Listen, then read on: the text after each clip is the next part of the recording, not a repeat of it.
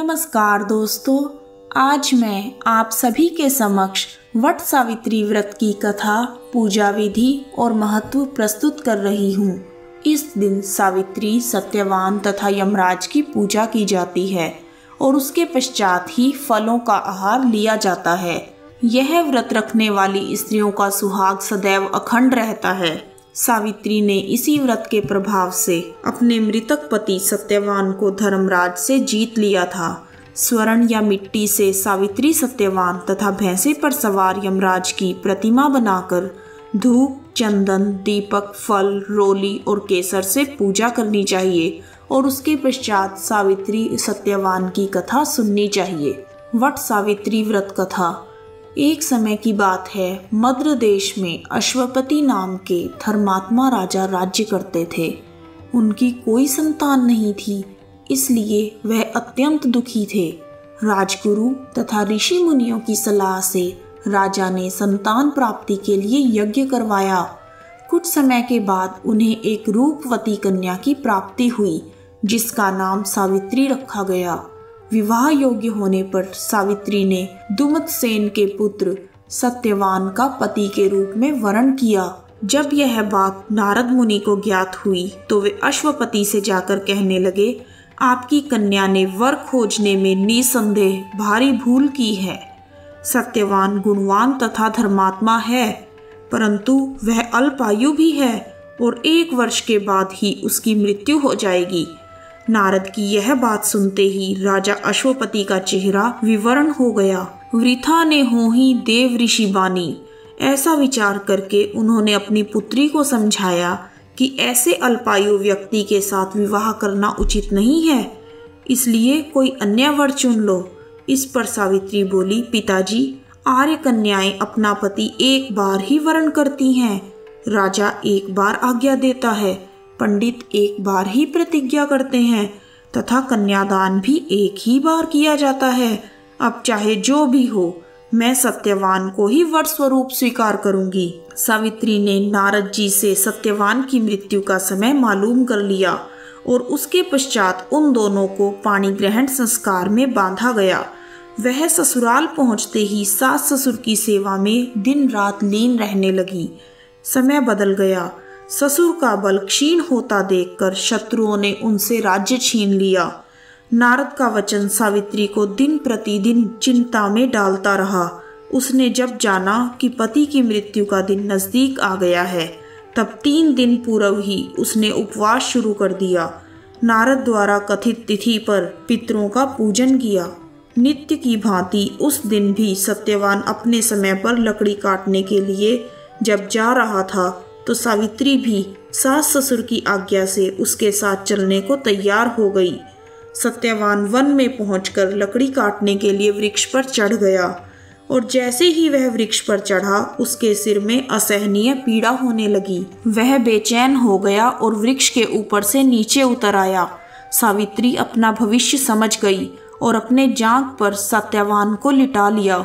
उसी समय सावित्री ने दक्षिण दिशा से अत्यंत प्रभावशाली महिषारूढ़ यमराज को आते हुए देखा। धर्मराज सत्यवान के जीव को जब लेकर चल दिए तो सावित्री उनके पीछे पीछे चल दी। पहले तो यमराज ने उसे दैवी विधान सुनाया, परंतु उसकी निष्ठा देखकर उन्होंने वर मांगने के लिए कहा। सावित्री बोली, मेरे सास ससुर वनवासी तथा अंधे हैं, आप कृपा करके उन्हें दिव्य ज्योति प्रदान करें। यमराज ने कहा, ऐसा ही होगा, अब लौट जाओ। यमराज की बात सुनकर उसने कहा, भगवान, मुझे अपने पति के पीछे पीछे चलने में कोई परेशानी नहीं है। पति अनुगमन मेरा कर्तव्य है। यह सुनकर उन्होंने फिर वर मांगने को कहा। सावित्री बोली, हमारे ससुर द्युमतसेन का राज्य छिन गया है, वे उसे पुनः प्राप्त कर लें तथा धर्मपरायण हो जाएं। यमराज ने तथास्तु कहकर उसे पुनः लौट जाने के लिए कहा, परंतु सावित्री अपनी बात पर अटल रही और वापस नहीं गई। सावित्री की पति भक्ति देखकर यमराज पिघल गए और उन्होंने सावित्री से एक और वर मांगने के लिए कहा। तब सावित्री ने वर मांगा कि मैं सत्यवान के 100 पुत्रों की माँ बनना चाहती हूँ, आप कृपा करके मुझे यह वरदान दें।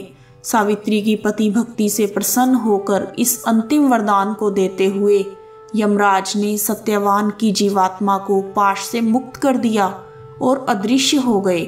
सावित्री जब उसी वट वृक्ष के पास आई तो उसने पाया कि वट वृक्ष के नीचे पड़े सत्यवान के मृत शरीर में जीव का संचार हो गया है। कुछ देर में सत्यवान उठकर बैठ गया। उधर सत्यवान के माता पिता की आंखें भी ठीक हो गई और उनका खोया हुआ राज्य भी वापस मिल गया।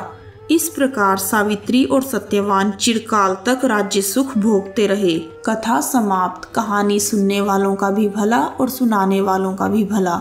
आइए अब जानते हैं वट सावित्री व्रत का महत्व कि यह पर्व हर परिस्थिति में अपने जीवन साथी का साथ देने का संदेश दे रहा है।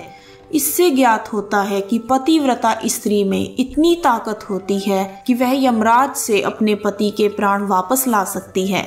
वहीं सास ससुर की सेवा और पत्नी धर्म की सीख भी इस पर्व से मिलती है और यह माना जाता है कि सौभाग्यवती स्त्रियां अपने पति की लंबी आयु, स्वास्थ्य और उन्नति तथा संतान प्राप्ति के लिए यह व्रत रखती हैं। आइए अब जानते हैं वट सावित्री व्रत की पूजा विधि। इस व्रत में वट वृक्ष यानी बरगद के पेड़ के साथ साथ सत्यवान, सावित्री और यमराज की पूजा की जाती है। माना गया है कि वट वृक्ष में ब्रह्मा, विष्णु और महेश तीनों देवों का वास होता है। वट वृक्ष के समक्ष बैठकर पूजा करने से समस्त मनोकामनाएं पूर्ण होती हैं। इस व्रत के दिन सुहागन स्त्रियों को प्रातःकाल उठकर स्नान करना चाहिए। वट वृक्ष की पूजा हेतु जल, फूल, रोली, मोली, कच्चा सूत, भीगा चना, गुड़ आदि चढ़ाएं और जलाभिषेक करें। वट वृक्ष के तने के चारों ओर कच्चा धागा लपेटकर 3 बार परिक्रमा करें। इसके बाद स्त्रियों को वट सावित्री की कथा सुननी चाहिए और कथा सुनने के बाद भीगे हुए चने का बायना निकालें और उसके ऊपर कुछ रुपए या कपड़े आदि रखकर अपनी सास को दें। जो स्त्रियां अपनी सास से दूर रहती हैं वे बायना उन्हें भेज दें और उनका आशीर्वाद प्राप्त करें। पूजा समापन के पश्चात ब्राह्मणों को वस्त्र तथा फल आदि दान करें। यदि आपको कथा पसंद आई है तो समुन्नी टीवी धार्मिक स्टोरीज चैनल को लाइक और सब्सक्राइब करना ना भूलें।